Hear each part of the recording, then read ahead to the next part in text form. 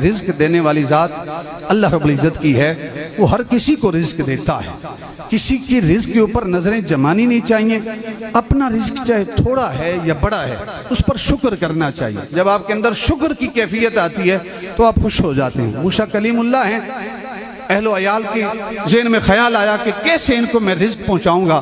اللہ رب العزت نے ارشاد فرمایا، امام فخر الدین رازی فرماتے ہیں کہ جو پتھر پڑا نا اس کے اوپر اپنا عصا مارو، ڈنڈا مارو۔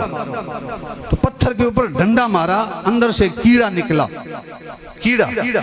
اس کیڑے نے منہ آسمان کی طرف اٹھایا ہے اور وہ کیڑا کیا کہتا ہے؟ وہ کہتا ہے سبحان من یرانی ویسمع کلامی ویعلم مکانی ویذکرنی ولا ینسانی۔